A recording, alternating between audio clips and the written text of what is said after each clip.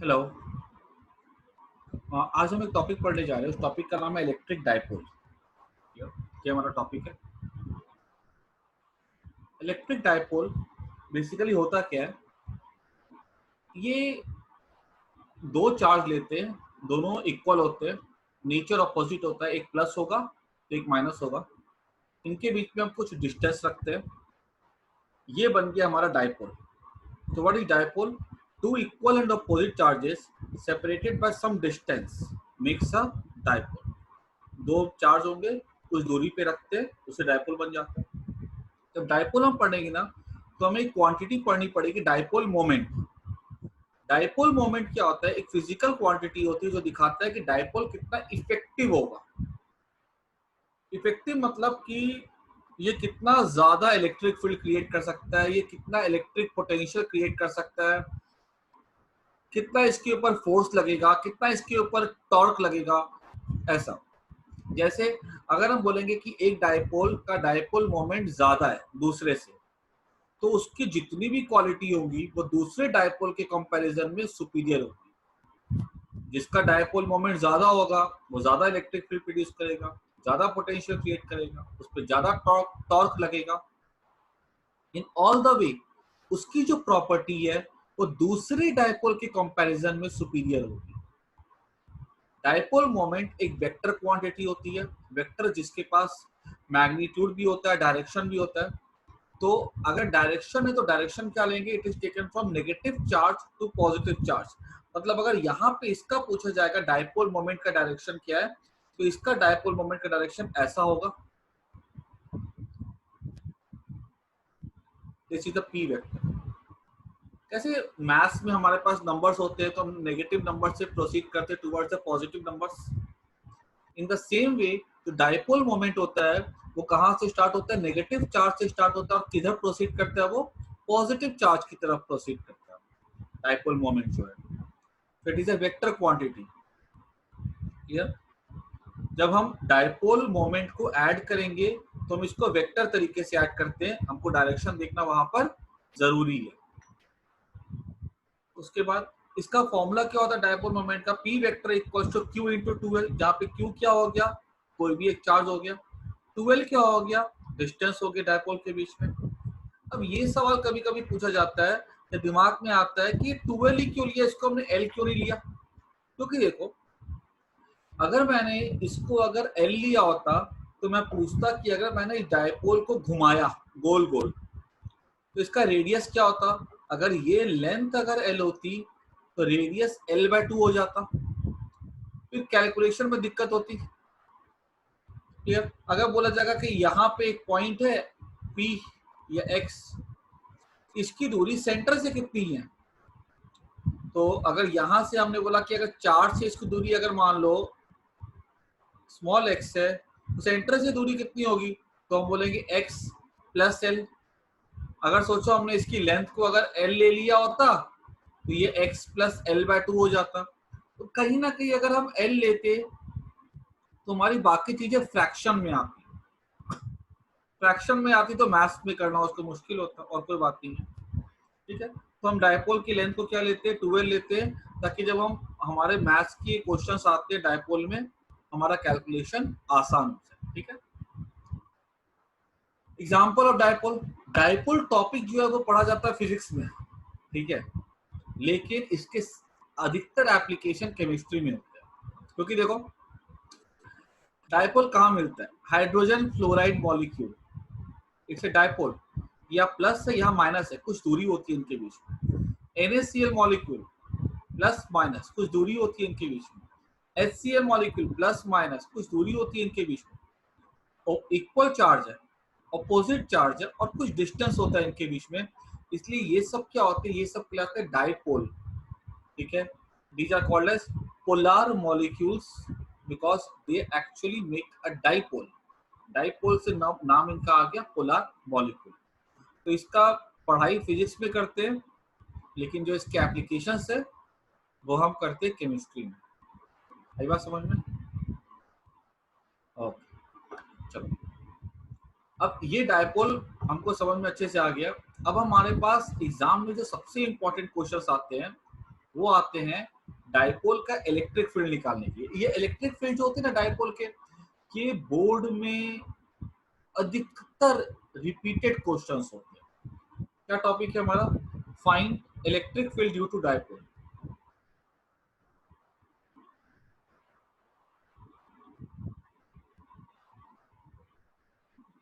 Field due to dipole.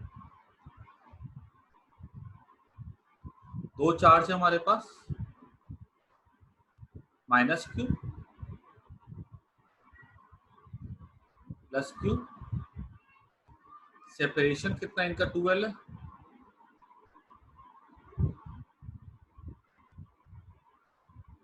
हमसे electric field निकालने के लिए जब बोला जाएगा तो हमारे सामने दो अलग अलग पॉइंट हो सकते हैं। एक पॉइंट जो यहाँ पे मान लो है हमारे पास x, और एक पॉइंट हमारे पास यहाँ पे हो सकता है x। ये जो पॉइंट x है ना, this is along the axis, and ये जो पॉइंट x है ना, this is perpendicular to the axis. ये कैसा है? अलोंग द एक्सिस, और ये कैसा है? Perpendicular to the axis. यहाँ पे अगर मैं निकालता हूं तो ये वाला कह रहा था this is called as axial point. इसको क्या बोलते हैं हम लोग? Axial point. और अगर वो यहाँ पे हमको अगर इलेक्ट्रिक फील्ड निकालने के लिए बोला जाए तो इसको हम लोग कहते हैं इक्वेटोरियल पॉइंट।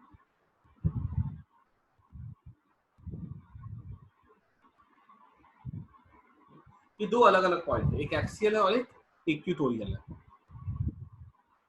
हम दोनों को अलग अलग स्टडी करते हैं।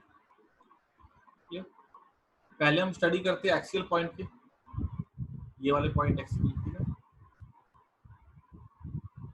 तो find electric field due to dipole at axial point. फिर दोबारा आएगा इक्वेटोरियल पॉइंट। ठीक है, तो यहां से मान लो कि ये हमारा सेंटर है, और यहां से जो दूरी है पॉइंट एक्स की वो है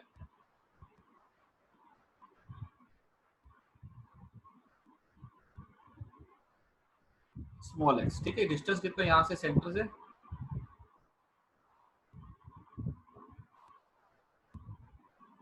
अब देखो यहाँ पे अगर हमसे पूछा जाएगा कि इलेक्ट्रिक फील्ड निकालना है, तो यहाँ पे हमने रखा एक पॉजिटिव चार्ज। इस प्लस क्यू ने पॉजिटिव को इधर धक्का दिया है ना, प्लस प्लस रखेंगे अगर यहाँ पे तो ये प्लस इसको इधर धक्का देगा, तो फोर्स किधर लगेगा? इसके ऊपर इधर लगेगा। ये माइनस वाला क्या करेगा? यहाँ पे रखेंगे तो ये माइनस वाला इसको इधर खींचेगा। ठीक है, तो मतलब हमने ये बोला, मैंने बता के रखा है कि इलेक्ट्रिक फील्ड जब भी निकालना हो तो इलेक्ट्रिक फील्ड का डायरेक्शन निकालने का तरीका क्या होता है कि हमेशा क्या करेंगे हम लोग वहां पे ये देखते हैं कि अगर वहां पे किसी चार्ज को रखते हैं तो उस पर पॉजिटिव चार्ज को रखते हैं, तो जो भी उस पर फोर्स का डायरेक्शन लग रहा होगा किसी चार्ज के द्वारा, वो उस चार्ज के इलेक्ट्रिक फील्ड का डायरेक्शन हो जाएगा। मतलब प्लस क्यू है तो यहाँ पे हमने एक पॉजिटिव चार्ज को रखा, टेस्ट चार्ज को, ये इसको इधर धक्का देगा, तो इसकी वजह से इलेक्ट्रिक फील्ड इधर है। ये माइनस वाला इसको इधर खींचेगा, तो इसकी वजह से इलेक्ट्रिक फील्ड इधर होगी। ठीक है, अब एक बात समझना, ये प्लस वाला है, ये इलेक्ट्रिक फील्ड ज्यादा बना रहा है क्योंकि ये नजदीक है। देखो नजदीक है ना, लिस्ट पढ़ा था ना, k q by r square formula था, ये नजदीक है तो इलेक्ट्रिक फील्ड स्ट्रांग होगा प्लस वाले की वजह से। माइनस वाला जो इसको खींच रहा है, इसके लिए यहाँ पे डिस्टेंस ज्यादा है, तो इसके लिए यहाँ पे इलेक्ट्रिक फील्ड कम हो जाएगा। ठीक है, यहाँ पे इलेक्ट्रिक फील्ड माइनस क्यू की वजह से कैसा होगा? कम होगा। तो अब रिजल्टेंट फील्ड अगर हमको निकालना होगा यहाँ पे, तो हमको दोनों फील्ड को एड अप करना होगा। तो मैं इसको लिखता हूँ प्रॉपर्ली स्टेटमेंट में, ऐसा लिखता हूँ, electric field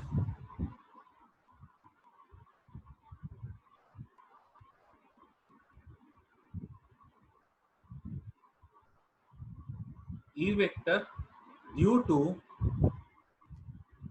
plus q at x equals to हो जाएगा k q। देखो तो हमने डिस्टेंस कहाँ से नापा है? डिस्टेंस प्लस एक्स की दूरी प्लस क्यू से अलग होगी, माइनस क्यू से अलग होगी। जब हम डिस्टेंस बोलते हैं ना डाइपोल से, तो दिमाग में बैठा लेना कि वो डिस्टेंस हम नापते हैं डाइपोल के सेंटर से नापते हैं। कहाँ से नापते हैं? सेंटर से। ये डाइपोल का सेंटर है, यहाँ से हमने डिस्टेंस नापा कितना इस एक्स का, कैपिटल एक्स की दूरी कितनी है, यहाँ पे स्मॉल एक्स।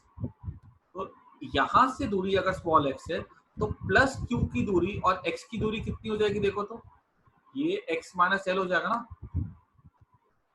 क्योंकि ये पूरा 2l है, तो ये पूरा 2l है, तो ये डिस्टेंस कितना हो गया? एल हो गया ना। अब देखो ये डिस्टेंस कितना हो जाएगा? एक्स माइनस एल हो जाएगा, तो K Q by X minus L का स्क्वायर हो जाएगा। This is electric field due to plus Q. अब इलेक्ट्रिक फील्ड ड्यू टू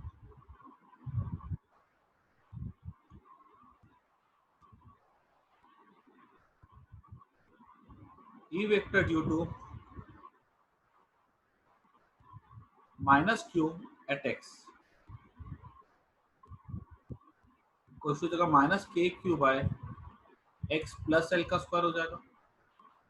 दो बातें, पहली बात तो माइनस क्यू नेगेटिव चार्ज है, यहाँ मैंने माइनस साइन लगा दिया। दूसरी बात, माइनस क्यू की दूरी एक्स से कितनी होगी? देखो यहाँ से दूरी यहाँ तक की कितनी एक्स है, तो माइनस क्यू की दूरी एक्स से कितनी हो जाएगी? तो ये वाला पार्ट, ठीक है, इस पार्ट को हमने लिया एक्स और ये हमने कितना लिया? ये डिस्टेंस कितना? देखो तो ये डिस्टेंस एल है ना, यहाँ से यहाँ तक एक्स है और ये ऐड कर दो एल, तो ये कितना हो जाएगा? यहाँ से लेकर के यहाँ तक कितना हो जाएगा? यहाँ से लेकर के यहाँ तक की हो जाएगा एक्स प्लस एल हो जाएगा। सही बात समझ?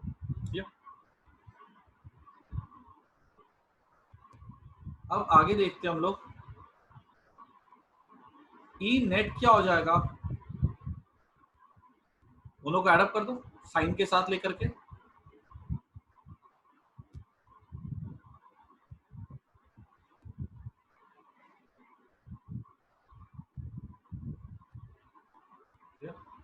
This implies that E net क्या हो जाएगा? के क्यू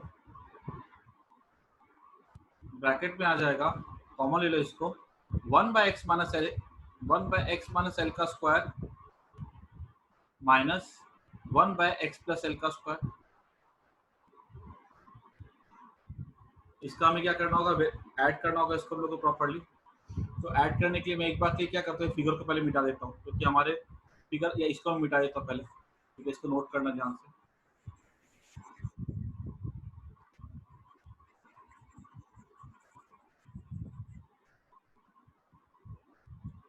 ई नेट हो जाएगा, ई नेट को मैं ई रहने देता हूँ, ठीक है, एक था electric field due to plus, एक था माइनस, और नेट क्या हो जाएगा? ई हो जाएगा के क्यू। अब यहाँ पे क्या करेंगे? हम एलसीएम ले लेते हैं, x square minus l square का स्क्वायर। अब यहाँ पे क्या आएगा? एक्स प्लस एल का होल स्क्वायर आ जाएगा, माइनस एक्स माइनस एल का स्क्वायर आ जाएगा, ई हो जाएगा के क्यू। अब देखो, x square minus l square का whole square,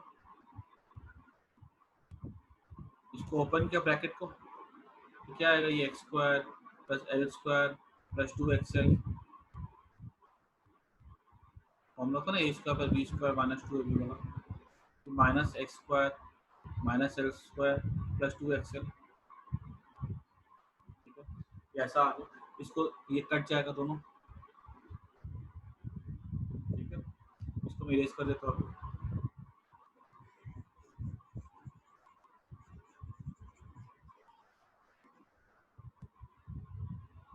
this implies that ई कितना हो जाएगा? K Q by x square minus l square का होल स्क्वायर इंटू 2xl। अब देखो तो ये 2l, इसको भी क्या लिख सकता हूँ? k into q into 2l into x by q into 2l into x by x square minus l square का होल स्क्वायर, ठीक है। ये हमारा क्या बन गया? इलेक्ट्रिक फील्ड बन गया। This is equals to Q into 2l क्या होता है? p होता है। k को हम क्या ले सकते हैं 1/4 pi epsilon naught, q into 12 को हम क्या ले सकते हैं p, जैसे मैंने अभी बताया था, into x by x square minus, ठीक है। अब देखा क्या गया ऐसा कि जो डायपोल हमको नेचर में मिलते हैं जैसे HCl हो गया, उसके बाद हाइड्रोजन फ्लोराइड हो गया, ये सब बहुत छोटे होते हैं, मतलब इनका जो साइज होता है ना वो बहुत छोटा होता है इन कंपैरिजन टू जो डिस्टेंस हम उनसे नापते हैं, बहुत छोटे होते हैं, बहुत छोटे। तो अगर हम ऐसा बोल सकते हैं कि डायपोल की साइज अगर बहुत छोटी है, that means if L is very very small then x, then electric field को मैं क्या ले सकता हूँ 1/4 pi epsilon naught p into x by, अब ये अगर बहुत छोटा है इसको जीरो मान लो, x का पावर 4 हो जाएगा यहाँ पे, ठीक है, इसको जीरो कर दिया हमने। देखो तुम इसको यहाँ पे जीरो नहीं कर सकते, यहाँ पे जीरो कर दोगे तो आंसर जीरो आ जाएगा, मतलब ही नहीं बचता किसी चीज का, ये कैंसिल हो जाएगा। ये कितना हो जाएगा 1/4 pi epsilon naught p by x का क्यूब, ठीक है। क्या आएगा आंसर, ये एक्स कैंसिल हो जाएगा, यहाँ पे क्यूब बच जाएगा, मतलब इलेक्ट्रिक फील्ड का आंसर क्या आएगा यहाँ पे देखो epsilon naught p by x का क्यूब, ठीक है, ठीक है। ये हमारा इलेक्ट्रिक फील्ड हो जाएगा, ठीक है। और ये देखा गया ना कि ये जो इलेक्ट्रिक फील्ड किधर होगा, देखो तो ये बड़ा डंडा है ना, ठीक है, ये छोटा डंडा है, तो रिजल्टेंट वैल्यू किधर होगी, इधर होगी।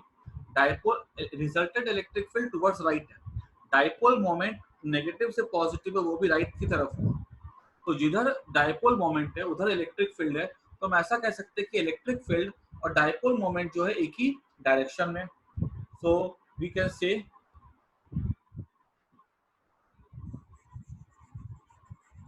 हम क्या बोल सकते हैं कि डायपोल मोमेंट और इलेक्ट्रिक फील्ड कैसा है, एक ही डायरेक्शन में, so we can write down here E vector and P vector are parallel, ठीक है, क्योंकि एक ही डायरेक्शन में, देयरफॉर अगर पैरेलल में E vector equals to 1/4 pi epsilon naught P vector by x2, ठीक है। इसको फटाफट नोट करें, ये हमारा डेरिवेशन हो गया electric field due to dipole at axial point, ठीक है, ये एक्सियल हो गया।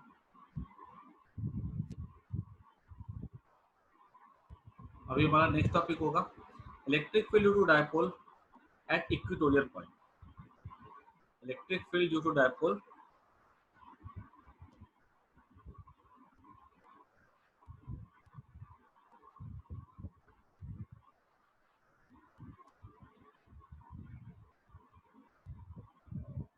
Eight equatorial point.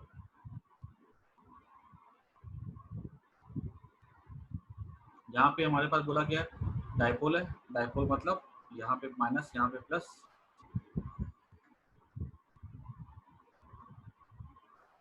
ठीक है। यहाँ पे हमने यहाँ पे एक पॉइंट लिया x, इसकी दूरी यहाँ से कितनी ले ली हमने, दूरी हमने ले ली यहाँ से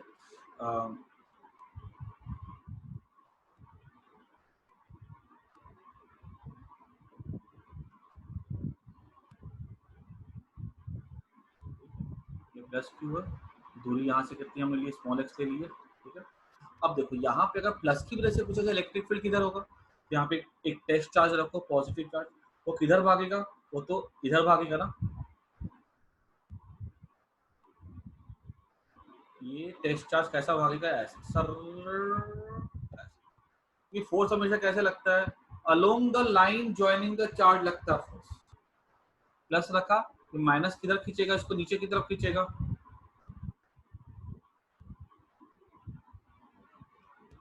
ये इधर खींचेगा, तो प्लस की वजह से इलेक्ट्रिक फील्ड किधर गया, इधर, माइनस की वजह से इलेक्ट्रिक फील्ड किधर लगेगा, इधर आएगा, क्योंकि प्लस की वजह से चार्ज इधर ऐसा भागेगा, माइनस की वजह से चार्ज ऐसा आएगा, ठीक है। ये ऐसा आपको दिख रहा है क्लियरली।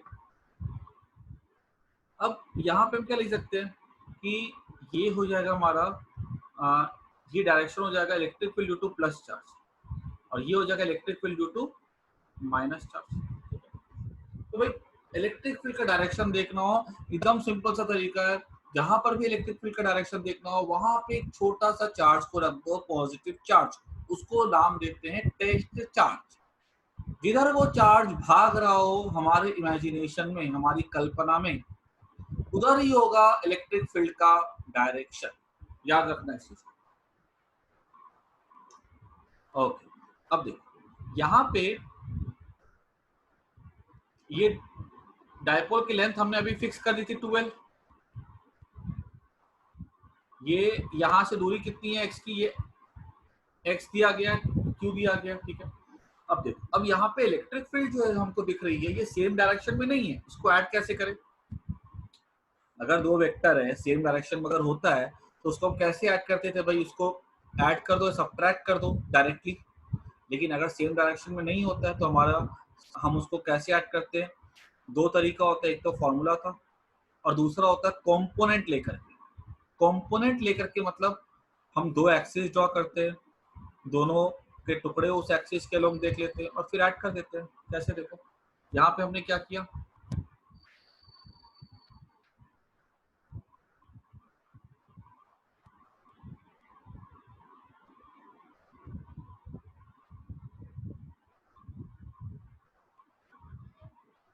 ये हमने यहाँ पे ड्रॉ कर दिया एक्सिस, ये हमारी है एक्स एक्सिस और ये हमारी है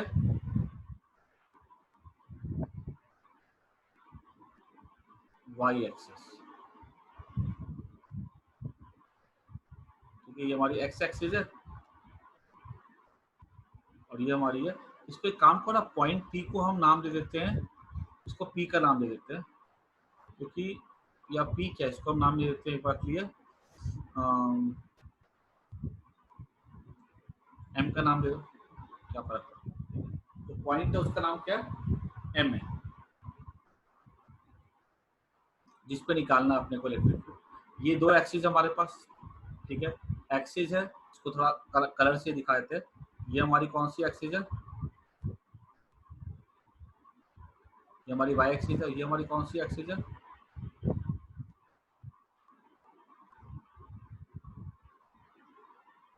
एक्स एक्सिस है।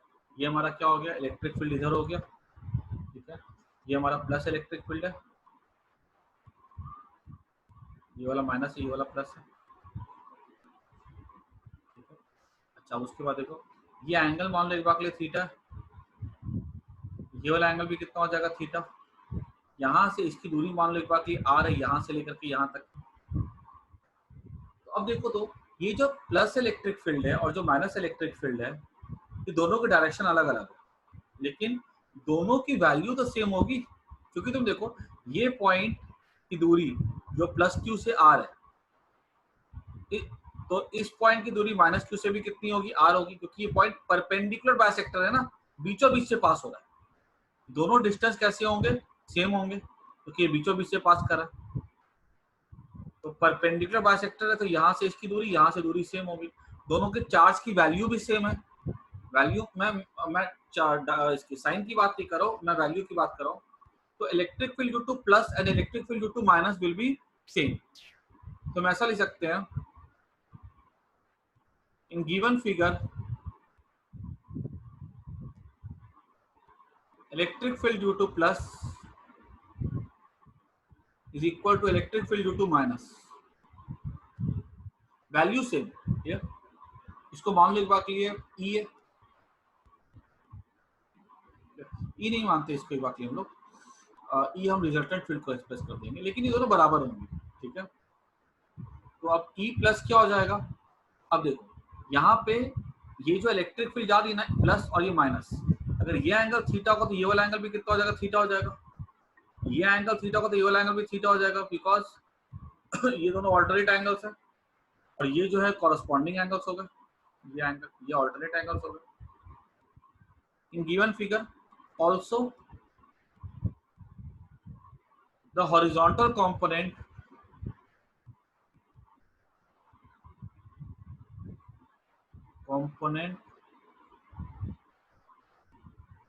adds up,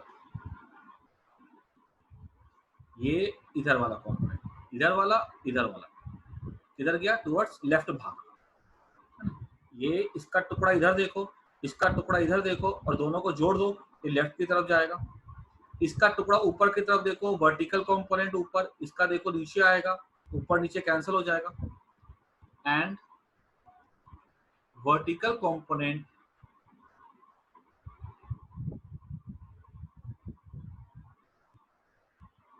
cancels out. Yep. Therefore, E क्या हो जाएगा, इसका अगर हम देखें तो ये cos थीटा वाला हो गया, E प्लस cos थीटा, और यहाँ पे 2 से मल्टीप्लाई कर दो, क्यों, क्योंकि दोनों की वैल्यू तो सेम ही है ना। तो E क्या हमारा हो जाएगा, रिजल्टेंट हो जाएगा 2 into 1/4 pi epsilon naught Q by R square into cos theta. E कितना हो जाएगा, 2 इंटू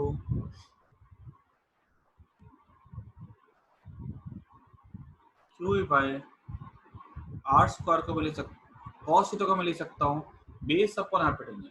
कॉस थीटा क्या हो गया, बेस कितना हो गया, यहाँ से कितना जाता है, ये L हो गया ना, हाइपोटेन्यूज कितना हो गया, R हो गया। देखो तो यहाँ पे फिर से हम क्या देख रहे हैं, ये जो E होगा ना, जो ऊपर का मिटाना पड़ेगा अभी, 1/4 पाई एप्सिलॉन नॉट Q, देखो Q आ रहा है और 2 आ रहा है, तो 2L इंटू Q हो गया ना, तो ये क्या P हो जाएगा फिर से, और ये क्या हमारा R का क्यूब हो गया। इसको मैं इरेज कर देता हूँ।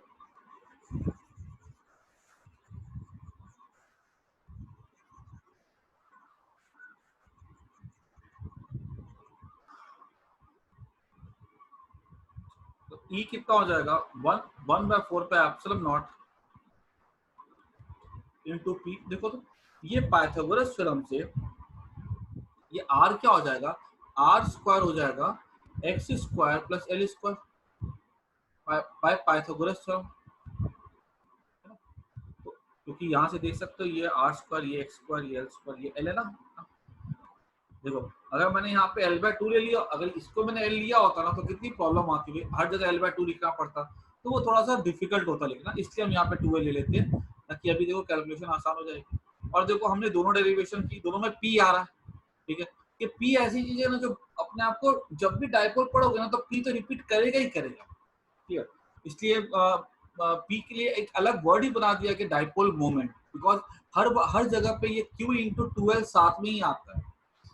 तो P बाय ये क्या हमारा हो गया, R क्यूब। अब ये देखो तो R क्या हो गया, R हमारा हो जाएगा x square plus L square, power 1/2, root कर दिया, रूट मतलब 1/2 होता है पावर। इसको मैं क्या ले सकता हूँ, R का क्यूब, ये हो जाएगा x square plus L square power 3/2।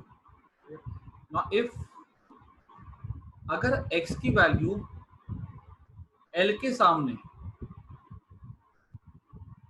अगर x की वैल्यू अगर L के सामने बहुत बड़ी है, मतलब अगर L बहुत छोटा है, क्योंकि हमने पढ़ा है HCl, HF बहुत छोटे छोटे डायपोल होते हैं, L जो होता है ना उनके सामने, उनका जो L होता है ना वो बहुत छोटा होता है, उन्हें उल्टा दिखा दिया। L उनका कैसा होता है, बहुत ही छोटा होता है। L अगर बहुत छोटा है x के सामने, then E equals to 1/4 pi epsilon naught P by, अब अगर L छोटा है तो L को इग्नोर मार दो, तो x क्यूब बच जाएगा ना, ठीक है। और देखो तो ये जो डायपोल मोमेंट का जो डायरेक्शन आ रहा है वो किधर आ रहा है, देखो ये जो इसका और इसका जो डायपोल मोमेंट है, डायरेक्शन किधर है, इस दोनों का रिजल्टेंट इधर है। देखो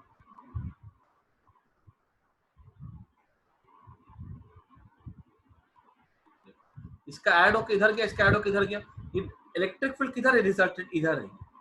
और डायपोल मोमेंट किधर है, देखो तो डायपोल मोमेंट तो इधर होगा ना, माइनस से प्लस की तरफ, ये डायपोल मोमेंट का डायरेक्शन। और इलेक्ट्रिक फील्ड का डायरेक्शन देखो ऊपर में, इलेक्ट्रिक फील्ड और डायपोल मोमेंट जो अपोजिट डायरेक्शन में, ठीक है। तो जब ये अपोजिट होते हैं तो हम कहते हैं कि एंटी पैरेलल है, ठीक है। तो हम यहाँ पे क्या ले सकते हैं,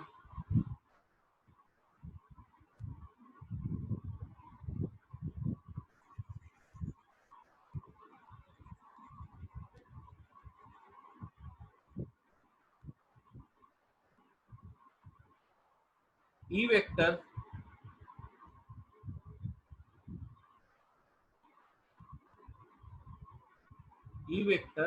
and P vector are anti parallel. Anti मतलब पता होता है उल्टा, उल्टा पैरेलल। उल्टा पैरेलल मतलब एक इधर गया, ये इधर गया, ठीक है। So they are anti parallel. Therefore हम ई वेक्टर को ऐसा ले सकते हैं वेक्टर वाले फॉर्म में,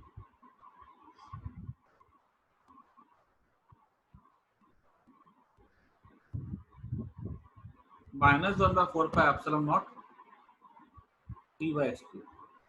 मैंने यहाँ पे माइनस साइन क्यों लगा दिया? बिकॉज इलेक्ट्रिक फील्ड और डायपोल मोमेंट जब वो दोनों अपोजिट डायरेक्शन में, इसलिए मैंने यहाँ पे माइनस साइन को लगा दिया। क्लियर होगी बात? ये दोनों ही डेरिवेशंस चाहे एक्सियल वाले हो चाहे इक्वेटोरियल वाले हो, हमारे एग्जाम में आने की दोनों की बहुत ज्यादा प्रोबेबिलिटी, बहुत ज्यादा चांस है।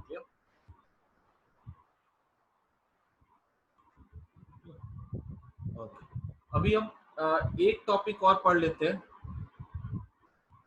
वो है torque on dipole. Torque on dipole placed in uniform external electric field।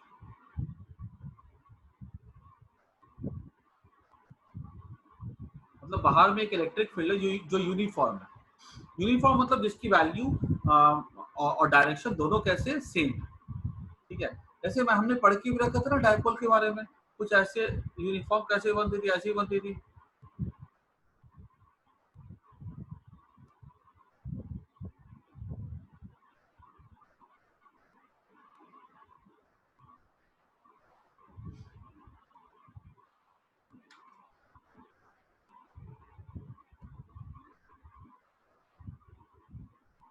ये ऐसे थे, ठीक है, यूनिफॉर्म इलेक्ट्रिक फील्ड।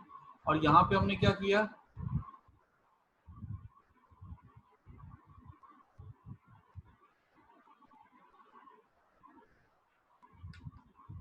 यहाँ पे हमने प्लेस किया एक डायपोल,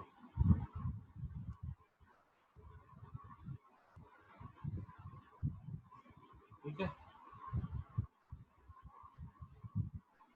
यहाँ पे डायपोल प्लेस करते हैं, ये चार्ज है उसका,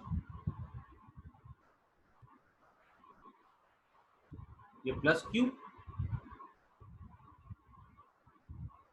माइनस क्यू। जब हमने रखा इसको इस तरह से, तो अगर हमसे पूछा जाएगा कि बताओ इस डायपोल पे फोर्स कितना लग रहा है, पहली बात net force. So net force, ये हमारा डेरिवेशन है ये, ठीक है। टॉर्क ऑन, ये हमारा क्वेश्चन है, दिस इज आवर क्वेश्चन, या टॉपिक बोल सकते हो। Torque on dipole placed in uniform external electric field. ये इलेक्ट्रिक फील्ड बाहर से कोई प्लेट बना रही होगी। नेट फोर्स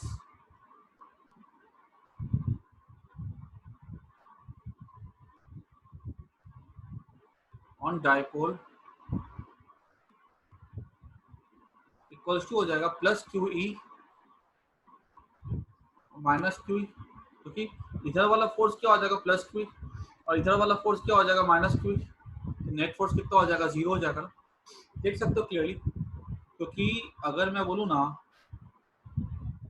तो इस पे एक फोर्स इधर लग रहा होगा क्यू इलेक्ट्रिक फील्ड की वजह से, तो यहाँ पे नेगेटिव चार्ज है, तो इलेक्ट्रिक फील्ड जो इधर है तो इस पे फोर्स कैसा लगेगा, माइनस क्यू लगेगा ना।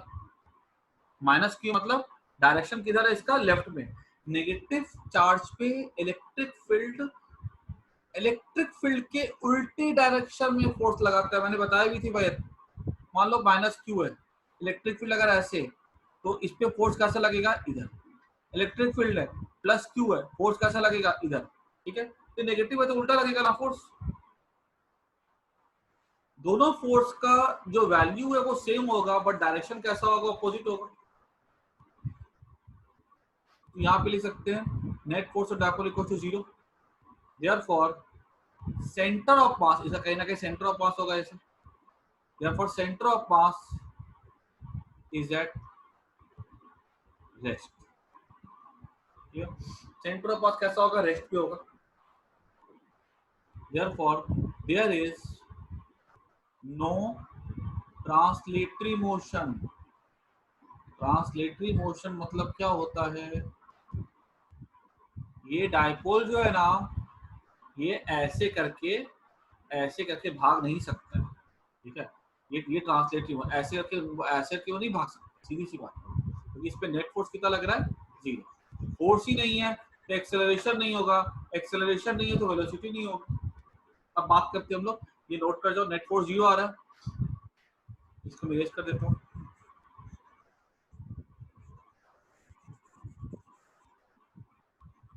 अब बात करते हैं नेट टॉर्क की. देखो, ये डायपोल की लेंथ कितनी मानी थी हमने? 2l. डायपोल की लेंथ 2l थी. अब अगर हम बात करें, ये वाला अगर एंगल मान लो थीटा है,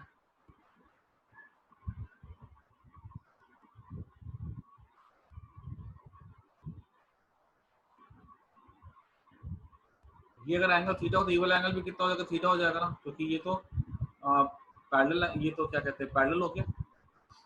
तो हम ये बोल सकते हैं टॉर्क इक्वल्स टू क्या होता है? टॉर्क का फॉर्मूला था force into perpendicular distance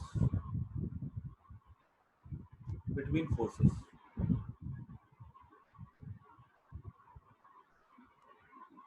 torque का फॉर्मूला था force into perpendicular distance between the forces. अब देखो, ये क्यू हो गया. अब ये दो फोर्स के बीच में परपेंडिकुलर डिस्टेंस क्या? देखो तो ये तो ए और बी हो गया ना, तो ये दो फोर्स है ना, ये फोर्स इधर, ये फोर्स इधर, इसके बीच में परपेंडिकुलर डिस्टेंस क्या हो गया? ये ए बी हो गया. देखो तो ऐसा, ये क्यू ही, ये क्यू ही ऐसा गया. इनके बीच में कितना परपेंडिकुलर डिस्टेंस है? ये देखो तो ये ऐसे जा रहा ना, ए बी होगी. ये हमको ए बी निकालना है.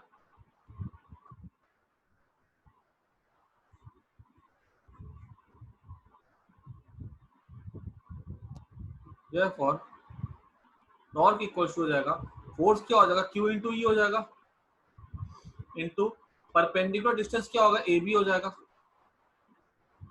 ये भी हो गया. नाउ इन ट्रायंगल ए, इसको नाम सी का दे दो. In triangle A B C sine theta equal to हो जाएगा ए बी अपॉन 12.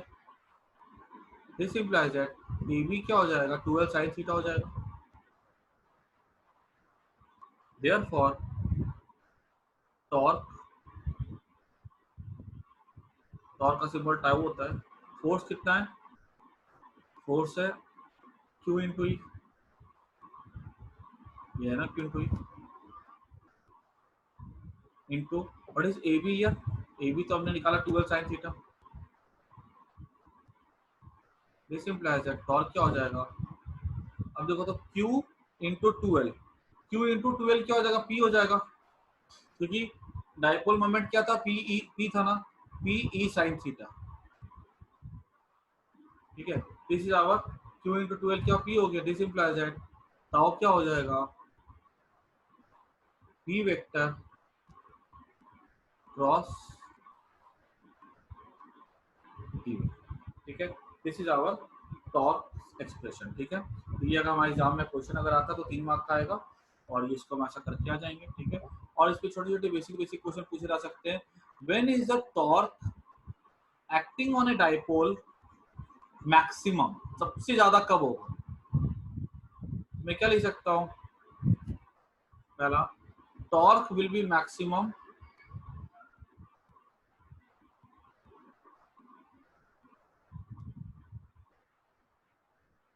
व्हेन, ये थीटा कितना होगा? 90 डिग्री. और उस समय टॉर्क क्या हो जाएगा? ई हो जाएगा. दूसरा, टॉर्क मिनिमम कब होगा?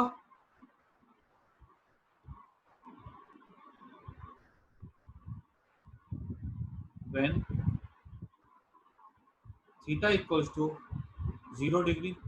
और उस समय क्या होगा, टॉर्क की वैल्यू क्या हो जाएगी, 0 हो जाएगी। तो ये हमारा हो गया इलेक्ट्रिक डायपोल का इलेक्ट्रिक फील्ड भी हमने सीख लिया, हमने इसके टॉर्क भी सीख लिए। डायपोल में हमारा हमको इतना ही पढ़ना है बोर्ड लेवल पे, ठीक है। ओके चलो बाय, थैंक यू।